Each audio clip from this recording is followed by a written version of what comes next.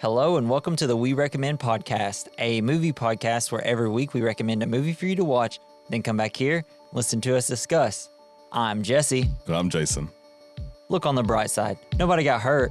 People got hurt. I'm saying I think they died quickly, so I don't think they got hurt. Because this week we recommend The Nice Guys.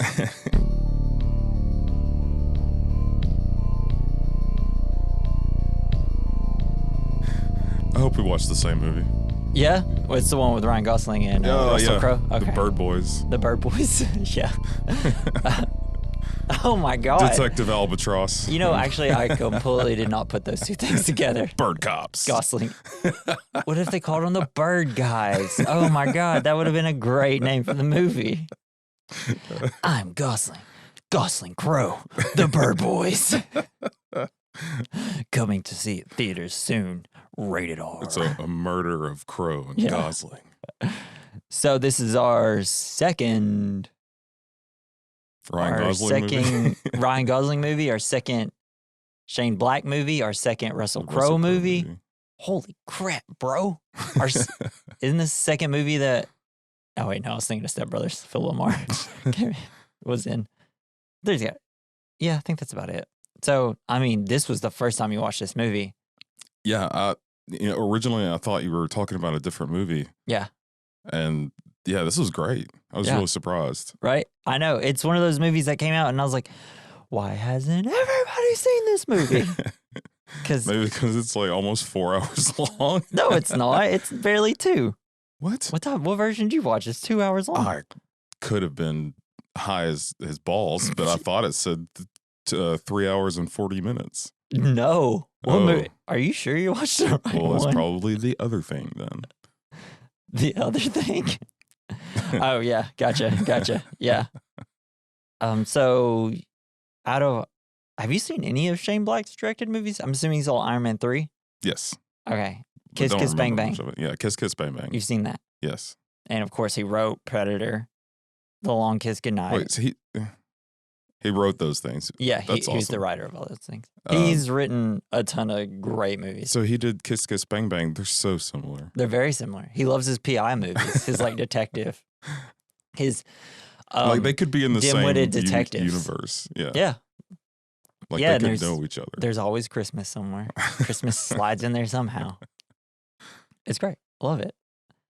So the film stars Ryan Gosling as, what's his name? Holland March. You have Russell Crowe, Jackson Healy. Oh my gosh. Holly's name. I've never seen this word has a name. Angorie. Angora? Angori? Angori Rice. That's Holly March. I don't know. Then you have Matt Bomber as John Boy from the Waltons. Oh, wow. Margaret Qualley as Amelia Kuttner. And then, Keith David as older guy. Bo Knapp as Blueface. Lois Smith as Mrs. Glenn. Poor girl. And then Kim Basinger as Judith Kuttner. Nice. Love a nice little Kim Basinger pop up every once in a while. So this is like one of the funnier movies that's come out in like 10 years, right? Yeah, I really enjoyed it. It was a really nice change from, we had just watched Mad Max Fury Road. Oh, hell yeah. Yeah, I know. And then I turned this on. It was like a nice change of pace, but still like very good. Yeah. It was a great movie night. It's like, that's a crazy double feature. It's like, what made you want to watch Mad Max Fury Road? That's one of my favorite movies that's come out in the last 10 years. Yeah, it's incredible. No, my wife wanted to watch it. She had never seen it. Did she like it? I think she did. But she was constantly asking, what is this? Why is this? She says, was this made by two just bros? Like two super bros? No, it's made by Maybe like a the Mario 70-year-old bros. old man who just wanted to make some crazy shit in the desert. I know, but like, I love how they never stop to ask themselves, why not? Yeah, why not? What if we just did it? What if everybody was on drugs in the desert and had no water to drink to like sober them up or anything? But anyway, what were we talking about? Yeah, so The Nice Guys. So this is, I mean, for one, it's awesome to see Russell Crowe chill a little bit, not be so serious, be like hilarious and just, I don't know, witty. Like, because he loves this movie. He really? loved doing this movie. And Ryan He was Gosling. very chill. Yeah. It was like one of the ones where it's not like, I must murder everyone. Or I'm unhinged in my car. But he still gets punchy. I also have to kill 100 people. And maybe a lion. In one battle. Yeah. And then Ryan Gosling just solidifying that he's one of the funniest actors to do it. And I just love, like, you know, to now seeing him on the Oscars performing I'm Just Ken. Yeah. And then it's like, why haven't we been doing this stuff forever? And it's just cool to see him in a movie like this. It's small. It's not a huge, like, insane blockbuster. And he's just, you know, I don't know, doing what he kind of does best. Like, soft-spoken type of guy, and then he'll scream randomly. And it's like, and he's just a very funny person. And then the girl that plays Holly, like, she was in Spider-Man movies, and now she is in that new Mean Girls movie, so it's kind of having a come up. Yeah. And I just love, like, PI. Yeah, hell yeah. Noir movies. They're great. They're great. And it's like, I don't know, because you're expecting, like, oh, I can't wait to be wrapped up in, like, the twist and everything, but even though it's just kind of, it's not like the biggest twist or anything or reveal.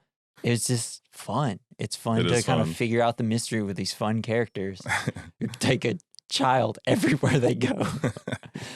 At first, it's like, no, we can't take her. And then towards the end, it's like, she has to come to every single meeting we do now. Well, like, he's such a piece of shit. He has to have her help. He is.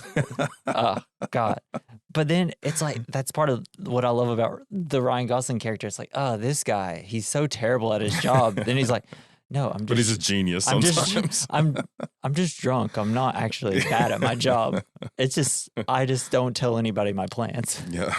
I just kind of go with it. Versus Russell Crowe's character, who's just like a man struggling with his morality, essentially. He's just been beaten down by life and his divorce of the girl. I can only imagine. His ex-wife. I fucked your dad. What? Yeah. So hilarious. That's the worst thing you ever want to hear. Right?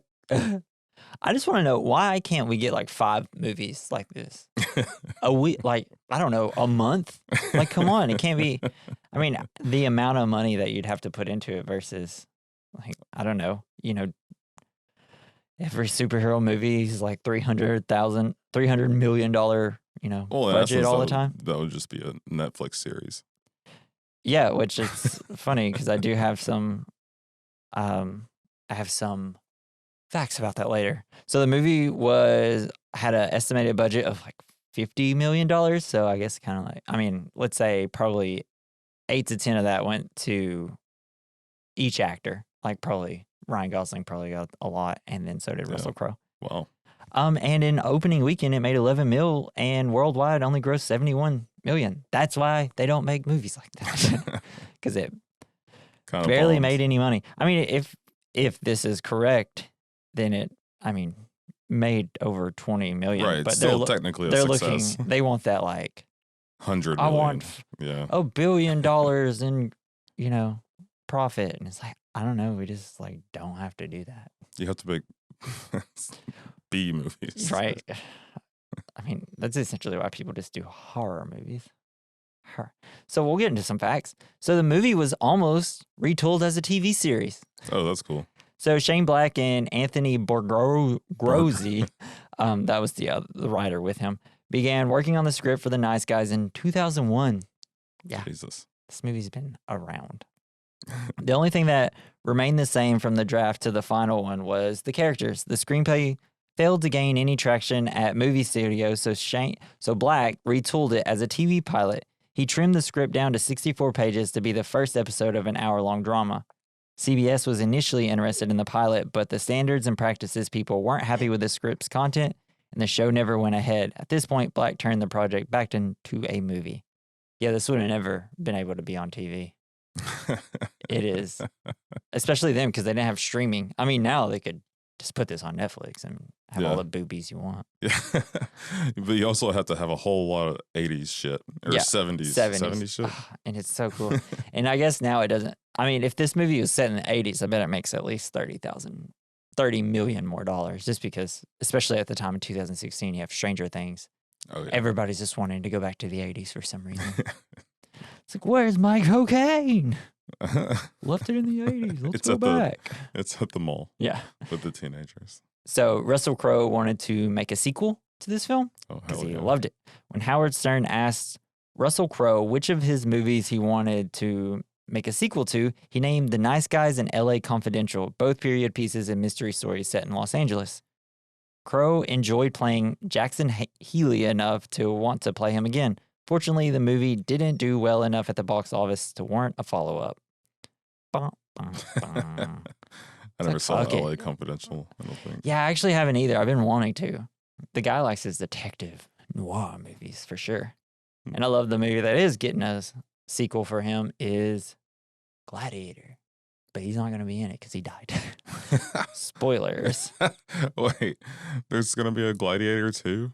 Yeah, Gladiator 2. I think it comes out next year. Ridley Scott. That's awesome. I guess I don't know what it's going to be about. I'm just assuming it's just in the, I don't know if it's even going to be about Rome or anything. More gladiators. Maybe it'll just be like, oh, now we're gladiators in another country.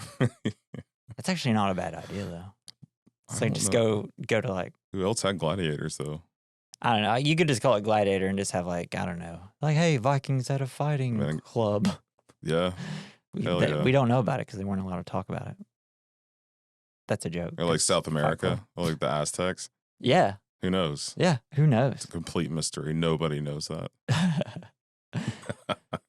So, according to the Nice Guys co-writer Anthony Bargozzi, I'm assuming I'm saying that right, the title is ironic. Calling Holland March and Jackson Healy nice guys in the title was meant to be ironic. Bargozzi said that March and Healy were literally the two worst people we could think of, given that one scams old ladies out of cash and the other breaks people's bones for money. Yes. Another one was, even though it takes place in L.A., it was mostly shot in Atlanta. That's pretty normal now. And let's see. So Shane Black reused some dialogue from Iron Man 3 in the script, actually. Oh, you mean that part where he says, I'm Iron Man? Yeah, you know, the part where like Ryan Gosling's just walking around and he just picks up a can of Campbell's soup. He's, I'm just a man in a can. Like that part. Okay.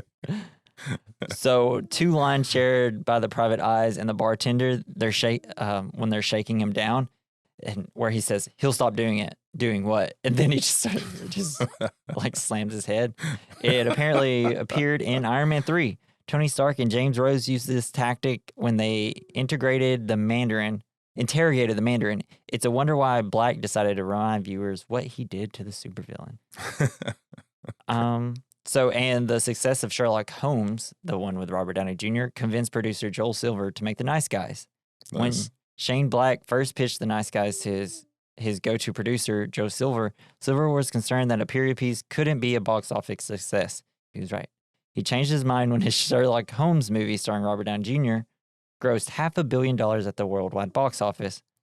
Black has said that he chose the 70s setting to counteract the divisions in modern society with a story set during a time of multiculturalism, sorry, I can't talk, and protests bringing people together. So Ryan Gosling and Russell Crowe took their roles so they could work with each other. Part of the reason why Ryan Gosling and Russell Crowe accepted their roles, the Nice Guys, they wanted to work with each other. In fact, Gosling said that when he first read the script, he knew that Crowe was the top choice to play Healy, so he read Healy's lines with Crowe in mind, and it already made the movie seem funnier on page. All right, so let's hop into the film. So the film starts with a young boy, Bobby, sneaks into his father's room and takes out a porno magazine from under his bed. Bobby checks out the centerfold. It's adult film star, Misty Mountains. Hilarious name. Man, that's really brave of this kid to go into his father's room to get a porno mag, you know? Not really. So not? I wouldn't have been able to do it. I'd been so scared. I used to do it at my other friend's house. Yeah, you'd go to his dad's. Somehow that's even grosser, dude. It was a gross magazine. Yeah. It was. I can't remember what the name of it was, but it was like there was a lot going on. Yeah, okay. I don't want to know about that one, that's for sure. So while he is checking out the magazine, in the distance, a car rolls down a hill. The car then crashes through Bobby's house and out into a ditch. He runs outside to check it. A young woman is sprawled out nude a few feet from the car. I don't know why my voice went there. Hustler. That's what it was. Oh, okay. Yeah. It's Misty Mountain. She sees Bobby and asks, "How do you like my car, big boy?" Before she dies. Bobby takes his shirt off and covers Missy. Dead women just became his thing. Yeah. You know? It's like, dang it. It's like, this is going to be something for me, and this isn't going to work out for me in the end. And then we cut to like this kind of classic after school special video where people, I don't know, they're just like, you know, those like classic videos, like, here's Jimmy or whatever, blah, blah, blah. They all have towels, and all of a sudden they're like, yes. This is a white towel or blah, blah, blah.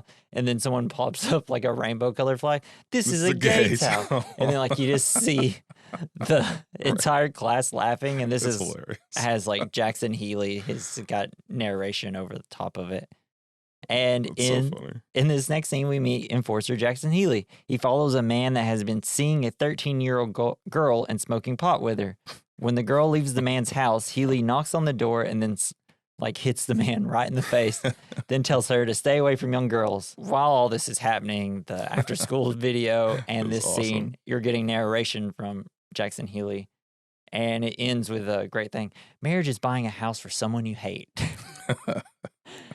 It's like, dang, this boy, he's got some problems. It's like pow right in the kisser. Yeah. Oh, it's awesome, though. It was. Love it. Just love seeing Russell Crowe just punch somebody. There's just something so satisfying about it. Like a master at his craft. I mean, it's just because he's so good at it in real life, you know? Because he's going around punching people. So then we meet Private Investigator Holland March, played by Ryan Gosling. He is sitting in his bathtub full of water wearing a nice suit. And we see that he has "You will never be happy" written on his hand. He lives with his daughter, Holly, after his wife passed away, and he has become an alcoholic. As a PI, March doesn't get the best jobs. He meets with an old woman who claims her husband is missing. But like March, he turns and then like sees an urn over the fireplace with her husband's name on it and his ashes inside it. It's like, when was the last time you seen him? At the funeral. Yeah. It's like, but he would have been ashes in the funeral still because they cremated him. Pretty funny. Great. Just classic. And just Ryan Gosling's facial expressions are so good in this movie. He's like, I'm going to have to check it out. I need a paycheck. Yeah. Because she's like, I'll give you like $400 or $500. And he's like, and pulls out her check. And then he looks and he's like, okay, let's do it. Easiest money I've ever made. Right, exactly. So we see Healy. He meets a teenage girl named Amelia. She gives him March's name and address on a pink note shaped like a cow. March is looking for Amelia because he was hired by a woman, Mrs. Glenn, to find her niece, Misty. Okay, so March, he goes to a bar to ask around, but the bartender threatens him with a bat. Later, March tries to break in through the back door, but he cuts his wrist badly and has to go to the hospital. That's a lot of blood. Yeah. That's a lot of blood. It's like he's never punched through a window. Yeah. He doesn't know how to put the thing around his fist. Yeah, and because he just held it in his hand. Yeah, it's like, why? Why are you doing it like this? Oh, man. So we see a quick scene of Healy's wife breaking up with him. I'm sleeping with your dad. I'm fucking your dad. Oh, man. Yeah, spits out everything. God, it's so funny. Because we're getting like narration talking about it. Yeah. That's, man. Nothing will be just like cutaways to things like that. It's just so funny. So then we see Healy. He's going to March's house. And he opens the door. He's like, "Are you March?" He's like, "Yeah." Punches him right in the face. Yeah. Then kicks him in the stomach. He tells March to stay away from Amelia. March goes for the cookie jar to get his gun, but Healy knocks it out of his hand and then intentionally breaks his arm. Then he's like, "No. Then he just like the highest pitched scream he can do. But I just love because he just starts giving out all the information about everything he knows about Amelia, who gave him, who's sent him to search and everything, just like the worst possible PI that you could find. But he's also, before he breaks his arm, Healy's like telling March how to describe the break when he goes to the doctor. And on his way out, Healy meets Holly, claiming to be a friend of her dad. She gives him a bottle of chocolate Yoo-hoo. He's like, Yoo-hoo? I haven't had one of these since I was a kid. Yoo-hoos are fucking amazing. I know. I haven't had a Yoo-hoo in a while. I'd be scared to have it because then I'd have it and I'd be like, I'd be like him in the next scene, just like got 3 cases of Yoo-hoo, taking it to my house. But this is just like immediately like their first scene together, and it's like, oh my gosh, these two have so much on-screen chemistry together. Yeah. And Ryan Gosling's being hilarious. Russell Crowe is just being like kind of calm and methodical, and it's coming off hilarious at the same time. I don't know. It's great.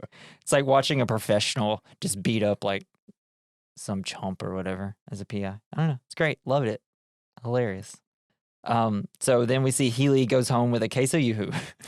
So do you think you ever wanted to be that guy who just gets to punch criminals for a living? If I was, about 100 pounds bigger, yeah, and not like nearly falling over when a gust of wind comes towards me, maybe just once. Be nice. So I think he kind of feels like a hero, even like an anti-hero. Yeah, exactly. It's like but then he also kind of hates what he does at the same time. Yes. It's weird. So he goes up to his apartment and he is quickly attacked by 2 men. We'll know them as like an older guy who's played by Keith David. Hell yeah. I think this is our 2nd or 3rd Keith David movie. And Blueface by Bo Knapp. And we'll see why he gets the name Blueface soon. Oh, yeah. And then we see March. He's telling Mrs. Glenn that he lied and took her money, even though Misty is dead. Mrs. Glenn claims to have seen Misty appearing at her window in a pinstripe jacket. Despite March insisting that Misty is dead and that she really saw Amelia, she insists and flashes her checkbook at him. Misty's working. All right, I'll keep doing it. Essentially, he's just going to keep stealing her money. She's making it so easy. Yeah. It's like, I want you to scam me, please. This just fell into his lap like a golden goose. Exactly. And so March goes outside and like we see Holly, who looks like, I don't know, maybe 12. I don't know how old people are. Yeah, she's young as hell. And it's like, she's like, why is she she's driving? 14. Does she say that she's 14? Is that what it is? Or 16. Okay. I don't know. Because she is driving. Yeah. It's super weird. Well, it's, the 70s in LA. I don't think anybody cares. So he's got like his pet raccoon. Yeah. And then whenever he gets in the car, let me ask you something. And be completely honest and don't hold back. Am I a bad person? Yep. Yes. And just drives off. Okay. It's kind of the whole point of the movie. It's 2 people just trying to like fight with their image, I guess, like their morality of, am I a good person or a bad person? Yeah, reconcile with themselves. Yeah, exactly. And we're back with Healy. The 2 men who jumped him are looking for Amelia as well. The person we'll know is Blueface soon, goes into the next room to look for some money. It's a toilet baby. Yeah. So he goes to find some money that Healy was holding, only to get sprayed with blue dye. Hence his name now, Blueface. He's like, wait, stop. Yeah. Yeah, because he's like, no, you shouldn't do that because they make that blue dye, by the way. But Blueface makes a crucial mistake. He kills his fish. Yeah, that was mean. Yeah, it's terrible. He's just like, no, don't throw it. He just throws it against the wall. He's like, no. He gets super pissed. That's so mean. And then he starts just kind of distracting with a little monologue, the older 2, and turns on like all his electronics that are like being controlled by a light switch. And then like Blueface starts shooting at Healy, but Healy escapes. Yeah, that was badass. It's dope. A secret switch on the wall. Yeah. That just fucks with everybody. Right. Yeah. It's like, I guess they just used to do that all the time because I've seen that in other movies. That's pretty cool. Yeah. And then we see March. He's at a bowling alley with Holly and all her friends for her birthday. And then it's like, what did he say? Oh, yeah. He just like takes God's name in vain. And then you have this one kid, Janet. You took the Lord's name in vain. No, I didn't, Janet. I found it very useful, Janet. Oh, he just gets in a fight with everybody. We see that he now has a cast on his arm and someone drew a duck on it. I'm assuming Holly. That's nice. Healy approaches him in the bathroom, but March is prepared this time with a gun. You have the whole door stall bit where he's just like trying to keep it open with a gun. He's holding a magazine. He's got a cigarette in his mouth, and then he drops the cigarette, and he's like trying to stand up, and he's trying to pull up the pants. Really prepared. The door keeps slamming on him. He's trying to keep it open. It's so funny, man. It's so funny. Then he asks, like, what do you want? And then it's like, for you to find Amelia. Because now he's like, I want you to find Amelia with me. It's like, we're doing this together. The two sit down to talk about Amelia. March explains his case to Healy. He explains that Miss Glenn saw Misty Mountains. He's like, the porno actress? Lady. The porno young lady. But March thinks it's Amelia. March demands a nice cut of the pay if he's going to let Healy work with him on this. Holly interrupts. He's like, where have you been? It's like, oh, I'm here to give you the rim job. It's like, no, rim shot. Yes. Rim shot. Holly asks, like,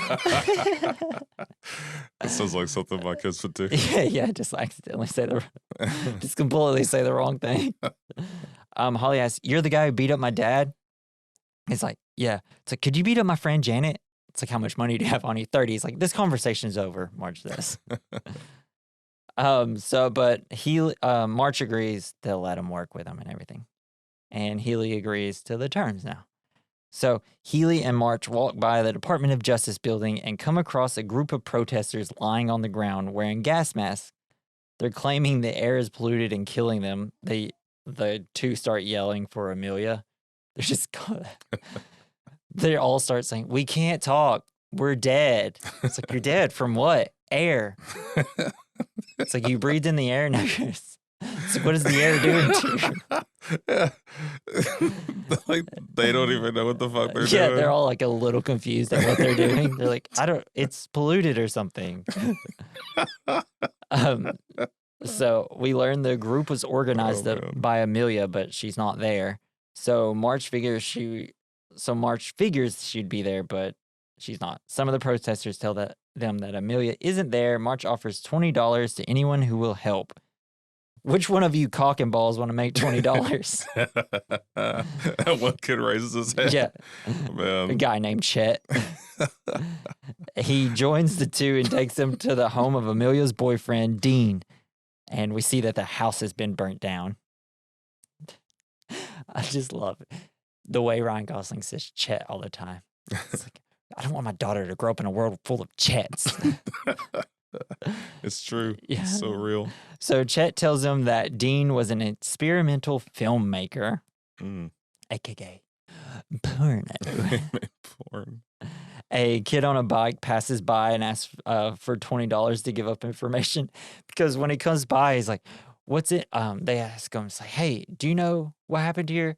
And he's like, well, what can I get for this information? And Chet's like, they'll give you $20 if you give them information. He's like, Chet, that was just you.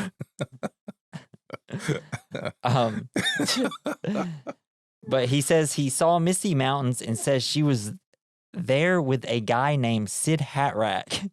It's like nobody's name is Hatrack. It's made up. And that they made an experimental movie together. And then he's like, I offered to work on the film. I offered to show my dick because I got a big dick. We also figure out the film was, how do you like my car? How do you like my car, big boy?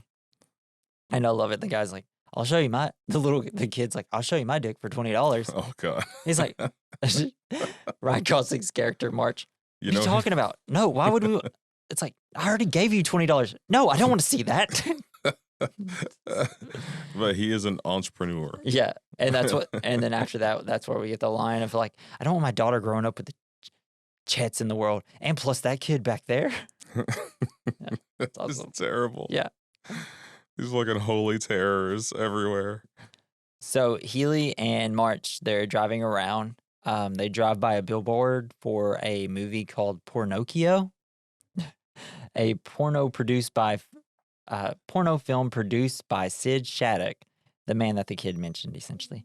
After getting his information, the two attend a party at Shattuck's with many porn stars in attendance. Holly's mad that she can't go with her father, though. And then we see Holly. She ends up sneaking into the trunk of March's car, but he sends her away in a cab. You have Holly. Dad, there's like whores here and stuff. March, sweetheart, how many times have I told you? Don't say and stuff. Just say, Dad, there are whores here. Holly, well, there's like a ton. Oh, man. It's the best. She's pleading her case, saying that she can help them. And it's true. She's the best detective out of all of them. Healy and March, they go around looking for information on Amelia. We see that it's like a weird sex party, essentially. We see sex Pinocchio. There's a mermaid. And then... Whenever you said Pornocchio, I just thought of Liza P. Yeah? For some reason. Why? I don't know. So then we find this... what is it? Healy starts saying, oh, Mary Jane showed up. Oh, because of his pee organ, right? Get it? What? Because of his pee organ. In the game, you have a pee organ. In Pinocchio, Liza P. I don't think I ever played that. I thought you were talking about an actor or somebody. Oh, no. It's a video game. Oh, okay, gotcha. Sorry. So yeah, Healy's talking about how like Mary Jane's arrived and it's because he smells pot. And then this is where March tells Healy that he lost his sense of smell. And he's like, oh, great, a detective that can't smell. It's like, that's really insensitive. God, it just keeps getting worse. Yeah, no. So the two decide to split up to look around. March starts drinking immediately. Healy goes into a room with the costumes and a film reel titled, How Do You Like My Car, Big Boy? Along with a pinstripe jacket and a pink cow note with what looks like flight information on it. We see March getting more and more drunk and it ends up in a swimming pool, swimming after mermaids. There's also, oh my gosh. Fully clothed. Hold on. There's this hilarious line. So like during the scene where he's super drunk, he just starts talking to some girls and he walks up to him, super intoxicated. Hi, everyone. I'm Amelia. She's about, like makes a gesture with his hand. Dark hair, answers to, then he sees topless mermaid swimming in the pool behind him.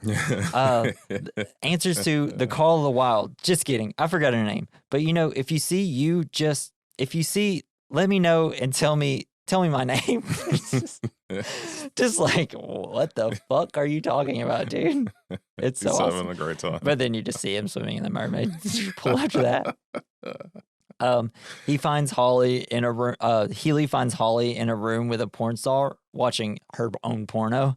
She asks about. Healy's all like, "Dude, you need to get out of here. Your dad said not to be here. You shouldn't be watching this." This is a terrible place for children. But Holly, she asks about Amelia, and then she says, "Yeah, he always wants me to do like anal and stuff." She's like, "Don't say and stuff. Just say anal." I love it. Hilarious. Meanwhile, March, he's like just as drunk as can be now and ends up stumbling down a hill because he was flirting with a girl because he sees a girl that's dressed up as like, I guess, what was it? Pocahontas. And he's like, pretends to, it's like, hey, shoot me. Watch me act. And then he like falls completely off the hill. The balcony. Yeah. Oh, man. It was awesome. The girl that was like shooting him, it's like, just looks down. He's like, wow, yeah, that was incredible. So funny. So what was his plan there? I don't know. He's just drunk. He doesn't know what he's doing. He's like, I'm just going to do whatever stupid thing comes to mind. It's pretty cool. I don't think he thought that there was a giant hill, but it's LA. And once you live in the hills, it's all just hills. It's all downhill. It's a bunch of terrifying houses in a state known for earthquakes. Yeah. So, but when he falls down, he loses his gun. He sees Amelia and she sees him, but he's too drunk to notice it's her. It's like, it's like he falls down like Mark Wahlberg in the military movie when he falls down the hill for like 30 minutes. Oh, Lone Survivor? Yeah, that like insane thing where everybody's just rolling down hills. A mountain. Yeah. It's like, golly. Like, what luck? Man, I really like that movie, but now thinking about that scene, it did go on forever. I felt like if I was watching that drunk, like with other people, I'd just be like, is this still happening? Oh man. What is it? Is it Almost Heroes? The, crap, what's his name? Chris Farley movie? Yeah. Where he's like with Sacagawea and they're like yes. going across the country or whatever. And he just ends up falling down a hill and it's like a 10-minute scene of him rolling down a hill. Yeah. I just remember it made me laugh. That was one of the much. funniest. That was one of the best parts of that movie. Yeah. Obviously. Yeah, because I don't remember a single thing about it after that. It wasn't great, but it was fun. So he's searching for his gun. He sees Amelia. He's too drunk to notice her. He like stands up, and when he sees her, he's like, "I'm not here to hurt you. I'm just looking for my gun." Like he yells. He finds his gun and then tries to light a cigarette leaning against a tree, and his lighter illuminates a dead body. He does this weird exacerbated breathing, and he's like, "Help! Help!" Just starts screaming, saying, "Dead body." And then he sees Healy and like calls him over to check it out. It's so good. It sounds like a mouse. He's so good at that. It's wild. Healy goes through the man's pockets and learns that this is Sid Shattuck.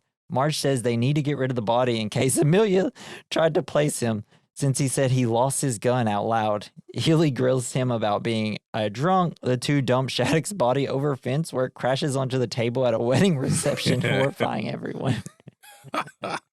It's like you didn't think to see what's on the other side of this fence. You're like, that'll be fine. Just gonna dump it over the fence real quick. This is some of the best physical comedy. Yeah. And you know, that goes see it in a PI movie. Right along with the Fargo wood chipper scene. That's dumb ways to dispose bodies. Oh, it's amazing. So Holly comes across another porn star who knows she's been asking about Amelia. She guides Holly to a limo where she gets trapped with Blueface. Simultaneously, Healy runs into older guy. The two fight as older guy tries to shoot Healy, but Healy gets the upper hand and lets him live after he beats him down. Blueface sees Amelia and opens the door to shoot at her, but Holly slams the door on his hand and yells at Amelia to run before making her own getaway. And this is a big paragraph. I should have cut it into pieces. March shows up after they left, but the valet tells him that Holly was in a black car. March steals a car and chases after it. He drives into a street light. Just because he like tries to, he does this weird thing where he's starting to get shot at, and then he like turns his car like 180 degrees, and then just starts driving and just drives straight into the light pole. Like, it was almost badass. Yeah, because I was gonna say when he peels out after stealing the red car, I was like, man, I want to do that so bad. It looks so cool. And then Holly and Amelia both end up cornered in the middle of the road by Blueface. Then a random van drives by and slams into Blueface. Amelia is ready to run, but Holly wants to help Blueface as he is suffering. Amelia flees, and Holly goes to get help. Healy shows up and finds Blueface. He threatens Healy with the fact that someone called John Boy is going to find him and kill him. It's like, you ain't got long to live. None of us do. And then kills him. It's great. I like that they use nice cars and stuff. Yes. You know, it's well, cool. In the 70s, every car was a nice car. I had a Chevette, right? It was not a nice car. Oh, yeah? It was an 81. And that's 80s when I now. think of 70s and 80s, those are the kind of cars that I think about. Like, not a lot of people had. Well, I feel like in the fast 80s, cars. everything got smaller and kind it of was tiny. janky looking. You could pick my car up, like 4 people. In the They would do that 60s and to me. 70s, they're like, big car. Yeah, you gotta have good. muscly cars. So, oh, yeah, I just want to, like, back then, people wanted to know if you're driving in the street. Like, everybody's coming home from work at the same time. It's just like giant motors making noises out and about. It's wild.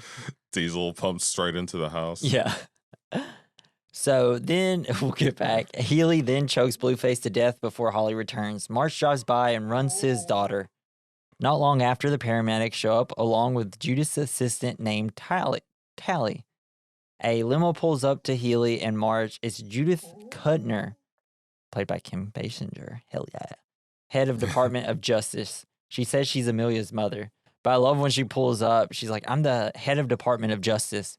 And March is like, oh, well, that explains everything now. Or it's like, well, that explains nothing. Something like that.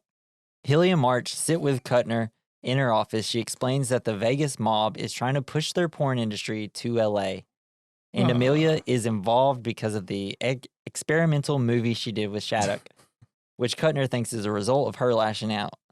Dean was murdered in his home as it burnt down so that the movie would be destroyed. Judith says Amelia thinks that her mother is after her and even trying to kill her. She hires Healy and March to find her. They will do it for $5,000, but she was writing $10,000 on a check, and they say, we'll do it for $5,000. She's like, okay. She's smart. But Healy makes a face at him like, hey, pretty good, $5,000. And then we see Marge. He's like eyeballing Tolly because she's playing with Holly there, and they're having like a good time. And he's like, should we have her number too? I just feel like just in case we need to get in contact with you, but we can't. And can I have her number? There's also when she's going through talking about all the stuff between her and her daughter, and talking about porn. She's like, he writes down, I should probably be writing this down. Porn is bad. And then she's talking about, he's like, it's like, yeah, she's lashing out at me. He's like, mothers and daughters, it's a tough relationship. So stupid. That's pretty good. So back at March's house, March is sitting on the diving board above his pool. Healy comes by and mentions the information on the note he found at Shattuck's house, knowing it was written by Amelia. He thinks it's a flight, and March asks him why Tally earlier referred to him as the guy from the diner. He's like, oh, I know you. You're the guy from the diner. Oh, right, because he saved those people. Yeah, and then he beat the shit out of them. Yeah. Yeah, he recounts his story from a year earlier when a man in a diner was threatening people with a shotgun. Healy stepped in and intervened, causing him to get shot in the arm, but he still managed to beat the crap out of the assailant. Oh, yeah. He kept beating him and beating him. And he's choking him and shit. Yeah. He says it costs Healy a lot in hospital bills, but he claims it was the best day of his life. He then sees March fell asleep. He says for a moment he felt useful. And that's what he's searching for. He's searching for a purpose in this movie. He felt like a hero. And all he needed was an alcoholic and his daughter to help him. Yeah, what a team. Yeah. What a ragtag group of friends. So Healy then drives away and spots Holly reading a book in a dark field. He approaches her and learns that her mother died as a result of a gas leak explosion, which March didn't detect because he has no sense of smell. Ooh, and the little empty lot that she sits in is where her house was, and they're supposed to be rebuilding in there. And he walks up, it's like, so how's the rebuilding going? Well, you see I'm sitting here, don't you? Man. Sucks. I bet he feels like shit. Yeah, he's like, oh, man, I'm sorry your dad sucks. You need to get some kind of detector. Yeah. Yeah, you should get a dangerous carbon monoxide detector or gas or whatever. So Holly asks March if he killed Blueface. He lies, saying that he would never do that. She tells him that's good because she would never speak to him again if he had killed Blueface. Healy is struggling with his morality even more. He wants to be a good guy. He wants to be a nice guy. So the next day, Healy and March get ready to continue working, but March is already drinking. Yeah, that's my hero. Yeah, because like you just see him in the car, like Holly's driving, he's like hitting the steering, like the thing. He's like just singing. She looks super pissed. We learned nice that having a chauffeur though. Right. We learn he wants to hold out and get more money from Mrs. Glenn Judith. Holly knows the deal. Because she's like, yeah, it's like better if you waited 3 days, you can probably get one more payment out of it. And she's like, she knows all his tricks now. Healy wants to do actual detective work, though. He's like, come on, let's just go. Holly calls him out for being a fuck up and the worst detective ever, and that she hates him. But because of this, March kicks it into high gear, and March deduces that the note that Healy showed him isn't for a flight, but for an apartment building, showing that he is as smart and can be a good detective. As they leave, Holly smiles because she's proud of her dad. She's like, hell yeah, all it takes is me calling him a fuck up and he'll do it. Yeah. That's really all it takes. Yeah, that's all it takes. Your kids are just constantly, you're like, oh man, I gotta cook dinner, but I don't want to. Dad, you're such a fuck up. He's like, oh, I can't be. He's like, gets him every time. Yeah. Jason just always falls for it. Papa. Yes. My kids would just have to come up. Beg. If I had kids, they'd just go, Dad, please. And be like, oh. Beg for mercy. It's like, you guys are too cute. I have to do it. So the two drive out to the location, but the building was torn down 2 years before. They then passed by the airport hotel, and the information was for a room number. Healy and March go into the hotel and ask the bartender if he saw Amelia enter the hotel. After Healy slams his face onto the counter, he'll stop doing it. What? Bang! And then Healy says, we can do this the easy way, or, well, we are doing it the easy way. The bartender says he did see Amelia go upstairs in an elevator, and that John Boy may be up there as well. John Boy is like a guy. They talk about how he turned a guy into Munich by chopping his balls off. After the two debate, or not Munich. He said Munich. Yeah, he said Munich. That's true. Yeah. After the two debate on going up there, they take the elevator to the floor where Amelia may be. March is like, maybe we just shouldn't go up there, actually, if he's going to do all that to us. Yeah, I love that. Yeah. They open the door and they're all getting shot. They're all dead. But like, while in the elevator right before, you have the quote, March, Munich. Healy, what? Guy without his balls. A Munich. Munich is a city in Germany. Munich. You sure? My dad was stationed there. Right. Hitler only had one ball. Because he's like, right, Hitler only had one ball. Oh, man. So funny. So as they exit the elevator, they peek around the corner and they find a man dying with his throat cut, and then a man being shot repeatedly until he falls out the window. It's like that scene from Cabin in the Woods. Yeah, exactly. Healy and March, they decide, we're going to leave, actually. They see a man falling out of the building while in the elevator. It's very funny, this whole scene, because they're just like calmly, like, this whole time they look around, they see the guy's throat being cut, they hear some gunshots, and they're like, okay. They get in the elevator just like, all right, let's get back to the car. And then the guy falls down, and they just keep like acting calm. They go back to the car, and March thinks Amelia is dead. She's fucking dead. To their surprise, she lands feet first on their car, though. She tries to shoot at them, but the recoil knocks her off her feet, and she goes unconscious. It's like, wow, that was lucky. The guys bring Amelia back to March's home, where Holly is watching TV with her friend Jessica, because he's constantly like trying to get her to go to Jessica's whenever they're doing stuff. So then when he comes back, he's super pissed off. He's like, "What are you doing here?" And then Jessica says, "Our sister kicked us out because she's over with a guy. Your sister is such a slut." It's like, Jessica, I know. It's just so funny the way he says it. Your sister's such a slut. They debate how to wake her up. They're like, just like push her shoulder. I don't know, just slap her in the face. Why do we gotta be so aggressive? And then she wakes up. She tells them the truth, that her mother is behind the murders as a result of the film Amelia made to protest the air pollution from car companies. Kuttner is doing whatever it takes to stop the film from being shown, and that Kuttner is going to let the car companies walk and get away with the catalytic converter stuff. Because earlier in the film, she's like head of like this huge case with like catalytic converters and pollution and stuff. Aren't catalytic converters just like a very small thing? Yeah, it's like a tiny thing. I actually don't know what they look like or anything, but I guess they're really easy to steal. I guess so. I don't know. So the guys then get a call from Tally, who asked them to make a drop with a briefcase full of money.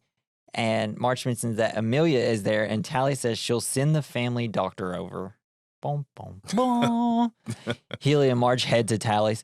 Healy has this whole Nixon story, because like there's two ways. Like, he says like this whole story, and it's like a guy gets into the car accident and he's gonna die, and then the person that walks up to him, it turns out to be the former president, Richard Nixon. And he says, everything's going to be okay. And he's like, okay, what's the point of that? It's like, and his nose grew, and he grabbed his nose and pulled him out.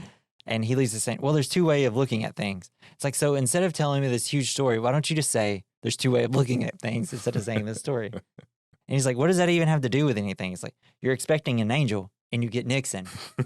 But then for a second, like March is like, oh yeah, that is a good story. Kind of looks like it.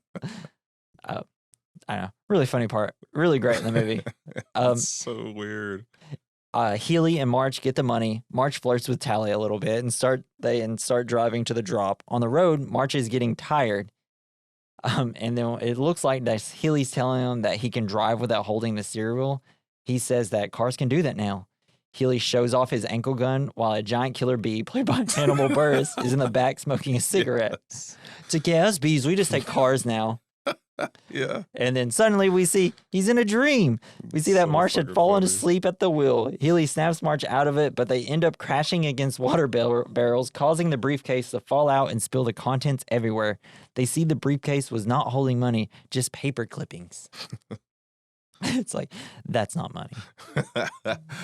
Yeah, I was wondering why they didn't look at it immediately. Yeah, it's like you figured you would open it just to see what's in there. Gosh. But I guess they think they can trust the cops. Yeah, I don't know. It's bad detective work. They're definitely not good at it. So we see back at home, Holly answers the door to find John Boy, claiming to be the family doctor to see Amelia. However, Holly notes that he is wearing gloves and quickly figures out this is John Boy. Because, I don't know, he's being the creepiest a doctor could ever be. It's like stone-faced and quiet and very methodical with everything being said. It's like, you're a killer. Sorry. I was really hoping for a more colorful doctor, like an actual doctor. That would have been like fun. Nope. I actually do really. This guy is cool that it's an assassin, but this guy playing John Boy, it's I don't really remember anything I've seen him in, but he totally crushes his scene though. He's such a fucking psychopath. I know, he's really good. He was really good at it. But so she figures out it's John Boy. She goes to the cookie jar because he's like, "Do you want a cookie?" And then takes out her dad's. Couldn't be. Then who? But she takes out her dad's gun. John Boy threatens to cut Holly with his knife and then offers to let Jessica live if she helps him with Holly. It's like, hey, Jessica, if you help me with Holly, you won't die. It's like, man, this is how, I feel like this is like a classic little bit from like an old 80s or 70s action movie or, like Shane Black would have written in the past. Oh, yeah. Think about what you're saying. Think about Long Kiss Goodnight. Gotta have a sidekick. The whole house scene where an assassin comes to try to kill you. It's way crazier in Long Kiss Goodnight, but... Hell yeah. Blocks the shotgun blast with a refrigerator door. Yeah, exactly. It's fucking awesome. So Jessica tried. I think, wasn't it a grenade launcher? Yeah, he had like a grenade launcher at some point, or like an RPG or something. It's wild. So Jessica tries to intervene, but John Boy throws her out the window. Shades of Long Kiss Goodnight, where she just yeets her daughter out. Yeah. Yes. So the guy makes it. So the guys, they make it home as John Boy is starting to leave. He takes the machine gun out of his trunk and fires several sprays of bullets at them. March runs to grab Jessica and bring her in the house. He puts her in the closet to hide with Holly and Amelia. As soon as Amelia sees him, "You fucking fascist!" He's like, "Oh, it's you." So much fucking badass action. Yeah, it's great. It's really our first real big shootout. Holly gives March his gun back, and he like points it straight at him. He's like, "Oh my god." Because he points it right at his face and he gives it to him. Healy shoots at John Boy and runs inside for protection. March throws his gun to Healy, but it goes out the window. He's like, "Fuck!" That fucking sucks. Yeah. It's like, why did you throw it over him like that? It's like me in baseball. My first year of baseball, where you throw it over the shortstop. It's like, throw it to first base. It's like, okay, you hit my car in the parking lot. Thanks. Yeah. So John Boy flees as he hears police sirens approaching. Amelia escapes out of the window and runs into the street. She flags down a car and asks for help. Unfortunately, this car is John Boy's. And he's like, well, look at that. Just shoots her dead in the street. Yeah. What a coincidence. Yep. It's like, why would you immediately, like, how about you just kind of like hide for maybe 30 to 40 minutes, Oh, man. This is just bad luck. Yeah, very bad luck. So Healy, March, and Holly all feel terrible after Amelia's murders. The police don't care about what Healy and March found out from Amelia and that her mother won't be questioned and that they are lucky they aren't being put in jail, essentially. But luckily, a big break in the case happens when Miss Glenn reappears randomly at March's house, who's completely shot up. She's like, "What happened to your house?" Redecorating. She once again insists that she saw Misty wearing a pinstripe jacket by her window. When Healy mentions he saw that same jacket at Shattuck's house, March gets the idea to go to Mrs. Glenn's house. It's like, it's wardrobe for the film. Holy fucking shit. And Miss Glenn, oh. They see a projector pointed at a window, and Healy mentions seeing the reel for the film at Shattuck's, meaning Miss Glenn only saw Misty through the image projected on her window. Miss Glenn breaks down because she knows Misty's really dead. Poor Miss Glenn. Yeah. The guy realizes that there was a second reel, and Amelia was planning on showing it to the distributors on the very day at a party. Oh, yeah, that was fun. And then turns to Mrs. Glenn. We're going to bring down, Holly's like, we're going to bring down who did this. And March looks at Glenn for a deeply discounted rate. He's always thinking about the money. He's the best. Yeah. And so the guys and Holly attend the party. So the guys find the room with the projector, but they are cornered by Tally, who holds them at gunpoint. Marsh tries to find Healy's ankle gun because he like drops to the floor and starts like reaching for his gun. Before realizing that was actually just part of his dream. There is no ankle gun. He's like, get up, you're embarrassing me here. But then we hear Holly, who shows up pretending to be room service and tries to throw a pitcher of coffee in Tally's face. But it's cold and does nothing to her. I would be so pissed. March, I like where your head's at, honey. So funny.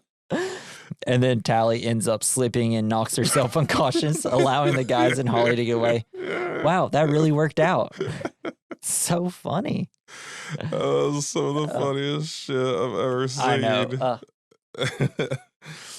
I was done. You know, it's like if we look at another Ryan Gosling movie, like The Gray Man, right? Where that movie, for one, wants Ryan Gosling to like not talk a lot and be like a quiet, like bruising guy. But it also that movie wants to be funny, but it's just like not. Except for the times where Ryan Gosling's like, ooh, every time he stands up and gets hurt. It's like, bro, you had like so many great charismatic actors in that. Let them go. Let them be these funny people.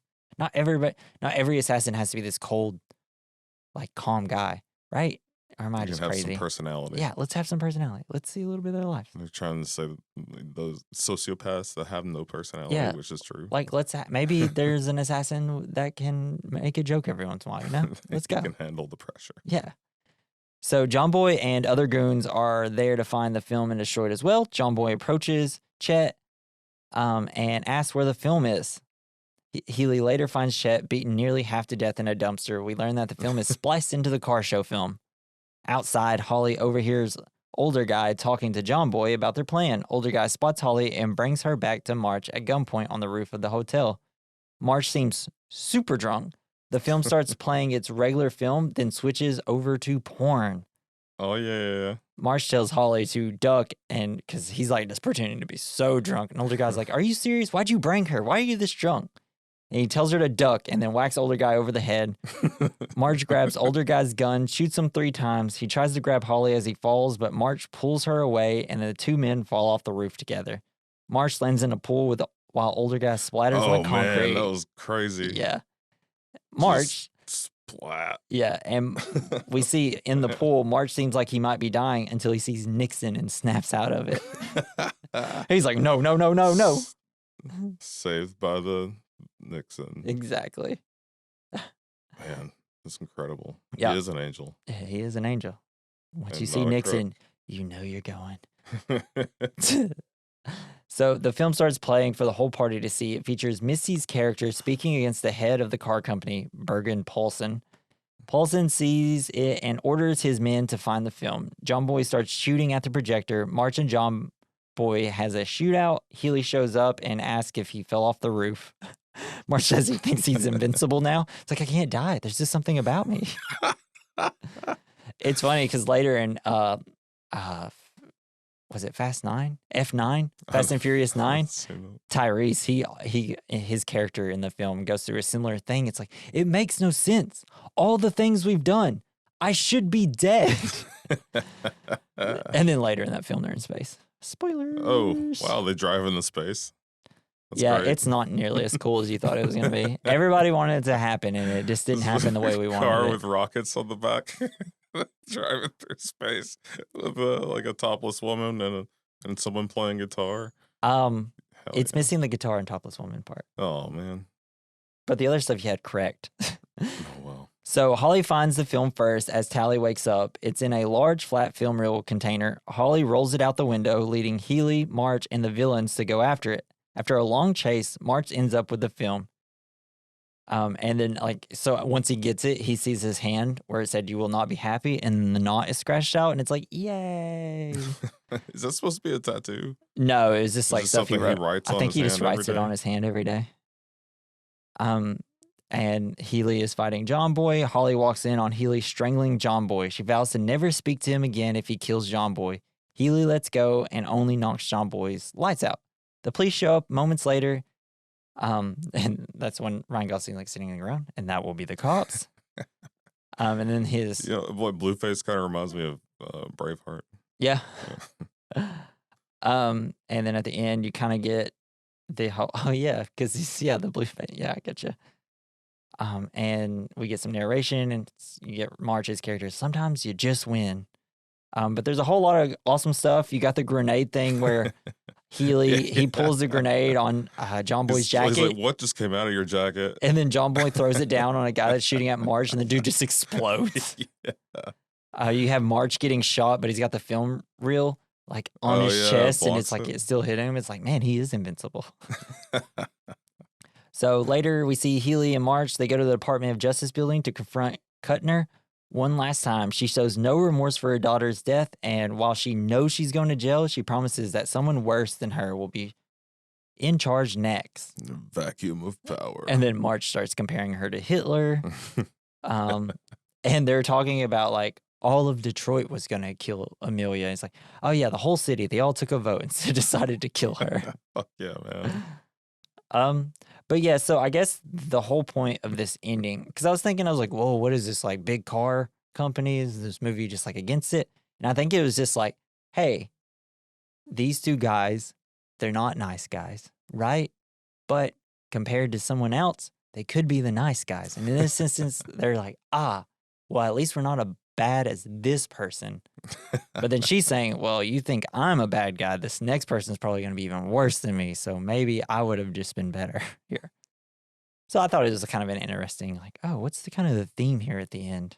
That they're going to be a crime-fighting duo forever. Exactly, because later on, it's Christmas because it's Shane Black. March goes to meet Holly and Healy at a restaurant. The car companies all got away with it. Classic. He sits with Healy at a bar where they discuss their case, and March thinks that they'll be driving electric cars within a few years anyways. 5 years, he said. And then he shows them, it's like, hey, look, have you seen this tie? It's a bad breath tie. Yeah, that was crazy. And he's like, here, breathe on it. And when he does it, nothing happens. And then when he breathes on it, Healy, it crumbles in his hand. It's really funny. And this is when you get the great line, nobody got hurt. A lot of people got hurt. Yeah, but they died fast. So they might not have been hurt. He then tells Healy that they have another case in which a woman thinks her husband is sleeping with Linda Carter, possibly Wonder Woman, possibly not. March has even come up with a name for their agency, the Nice Guys. And then there's a bee in there, and then Ryan Gosling kind of flips out and starts swatting at it because he's scared of bees now. The end. Oh man, so fucking silly. It was awesome. It was great. I had so much fun watching this movie. Great action, great writing, great directing, great acting. Did I already say that? I don't know. Yeah. It's just funny. A lot of it. You know what? I like to have a good time when I go to the movies. Yeah. And sometimes it's nice. You don't have to have the craziest shit happen on screen when you do it. It's I loved Dune 2. Loved it. But I would like 50 movies like this every year. Like in theaters every week. Every weekend there should be a new movie just like this. Just so me and a bunch of random dads can all go to the movies together and be like, let's go. Just some people doing stuff. Doesn't have to be crazy. I don't know. You could just, I don't know. And it doesn't even just have to be Ryan Gosling, Russell Crowe every time. Put anybody in it. Some women, guys, anybody, whatever. Just give me more noir, like funny detective stuff. I'll take it. Animal-based PI detective shows. Yes. So now we're going to move to our first category. The category is the good, the bad, the ugly, the fine. The good is when we talk about something that we liked about the movie. The bad is we say something we didn't like about the movie. The ugly, we say something that didn't age well. The fine is something that did age well. I'll go first. My goods are Ryan Gosling, Russell Crowe crushing it, and probably the last time he'll ever crush anything, I guess, because he never does anything. And Shane Black as a director, he doesn't do it ever. And then after this, he did the Predator movie that nobody liked and everybody hated. Which one was that? It was the one before Prey. It kind of came out and it was really bad, and I guess the studio took away the film from him, and it just had a lot of production issues. So, all right, sounds legit. That sucks, and I'm just ready for him to start directing more things again. Let's go. You got anything good, or I kind of cover all your? You pretty much covered it. Just all the best parts, yeah. It's like watching someone who is really enjoying what they're doing is kind of cool. Yeah, it's great. You know, yeah. If you get I don't know, just get the right group of people together that all want to work together and are super excited for the script, and no one tampers with it, you're usually pretty good, you know? So the bad, what's something you didn't like about this movie? Don't look at me like that. I don't know. There wasn't a lot. Yeah, it was tough. I couldn't really find anything either. Bell bottoms, maybe. This was actually a movie where I was like, I don't know, add 10 more minutes to it. Could have been longer. I wish it was longer. You thought it was 3.5 hours long, apparently. Apparently. Was mistaken. So we'll move on to the ugly, something that didn't age well. I actually chose Russell Crowe. That was, well, in a nutshell, that was mine as well. It's like, as much I do like Russell Crowe, but I don't know, he's just one of those guys when you bring him up, it's like, oh yeah, he's a really good actor. What's his like normal life like again? Is he still beating people up? I'm sure he's just normal now. I have no idea. I don't know anything about Russell Crowe like in his personal life now. I feel like after all his personal stuff came out into the public, he's like, I will no longer do that. It was slightly shocking to me just seeing the last movie that I watched with him was Gladiator, and then in this movie he's so much older. Yeah. And let's just say not a gladiator. Yeah, really. Not anymore. I did know he did gain a lot of weight for the role, he said. Yeah. But it was weird seeing him look like a normal person. Yeah, he just looked like a regular guy instead of like, I don't know, what men think he should look like if you fight in a gladiator ring, you know? Yeah. Yeah. And then we'll move to the fine. Something that aged well. I chose the beautiful Ryan Gosling.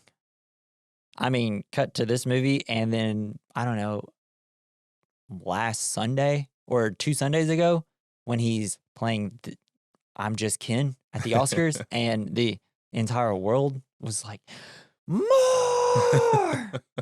It's great. It's great. It's one of our best actors. Give him all the movies in the world. And apparently he's in a new movie coming out soon that people are like saying, movies are back, baby. So movies are back. Yeah.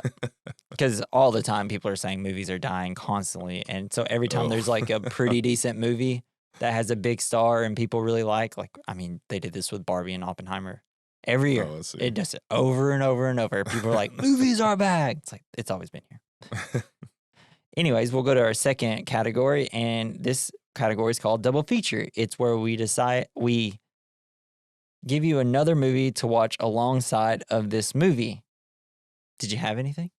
Mine was Kiss, Bang, Bang. Kiss, Bang, Bang, Bang, Bang. Yes, Kiss, Bang, Bang. As Val Kilmer, Robert Downey Jr. It's like a detective thing, but they're not really. One's not really a detective. It's just Robert Downey Jr. gets himself stuck into the situation. It's great. It's a great Christmas movie too. It's funny. We may be doing it in December. Funny. We'll see. And I chose Inherent Vice. Have you ever heard of it? Nope. Ever seen it? It's great. It was done by Paul Thomas Anderson. He did Boogie Nights. Oh, All what? that. Yeah. So it was done in 2014. My kid had a rope for a penis. Yeah. It was like thin and like. Oh, it's the real guy? Yeah. Like the actual guy? No, in the movie. Oh, gotcha. Boogie Nights. Or what am I thinking of something else? I don't know. I think you might be thinking of something else. I don't remember if we actually see it in Boogie Nights. I got to Alright. rewatch it. Okay. The second half of the movie really bums me out. Uh, So it's an American like period neo-noir mystery comedy, but it's very like it's like your stoner. It's like a stoner as a PI, essentially. It stars Joaquin Phoenix as Josh Brolin, Owen Wilson. There's just so many. Reese Witherspoon, Benicio del Toro. I mean, everybody's definitely in it. not the one movie I was thinking of. It was. Do you know who? What's his name? Thomas Pynchon, the No. author. He's the one that wrote the book Inherent Vice, and he did something like Infinite Rainbow or something. It's like a wild book. Nope. I've heard of it. But so the book is so confusing. There's so many people in it, and there's a point where in the story where I was just kind of completely lost, and it happens in the movie, and I'm starting to think it's just, but for some reason it elevates the story, kind of being like, whoa, where am I in the story? Because it's kind of, you're like you're following a stoner. And I feel like because he's a stoner, we're kind of lost in the story because we're all foggy brained from like, where are we again? So And it's I'm not like, on it kind of, purpose. I'm not sure, but that's after watching and reading the book, I was like, oh, I think this might actually be kind of the perfect point. You're into this situation because there's a point where you get into a situation, you're like, how did we get here? And it's like, that's probably what it's like if you're just constantly on drugs, maybe. I don't know. But I really like the movie. I actually need to buy it. I think I'm going to order a bunch of movies today. So, Yes. but yeah, so that is our conclusion of The Nice Guys. And we love this film. I give it 10 nice guys out of 10. The 10 nicest guys. 10 nice guys in a room not doing I give it 10 nice guys and stuff. making a pornography movie. But make sure to join us next week as we cover the Yorgos Lanthimos film, The Killing of a Sacred Deer. Because his most recent movie won a ton of Oscars.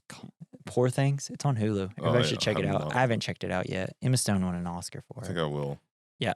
It's great. It's like a Frankenstein story. Hell yeah. I think. Something like that. Seemed like it. I haven't seen it, so I don't know. So join us next week because this is it's a dang ass freak movie, okay? I just heard it was really weird. It's so weird. Dude, I wanted to watch it. Well, you don't even know it. You don't know how weird it gets. I don't. You're literally going to be like, what the fuck? It's so uncomfortable. Barry Keoghan or Crowe, whatever his stupid name is, so crazy. It was before he was just like, I can't wait. I love it. It was a movie that me and Natalie were so stressed out watching that I guess our neighbors thought we had COVID because this was kind of during the COVID pandemic whenever we were watching it. And so we just see like this older lady like run by our window and like knock on the door. And so we have to pause it. And I was so scared and stressed just because the movie is so uncomfortable that I was like, what just happened? And I was like, I don't know if and we see her run back to her house and I was like, I don't even want to get out. I don't know what's going to be on our doorstep.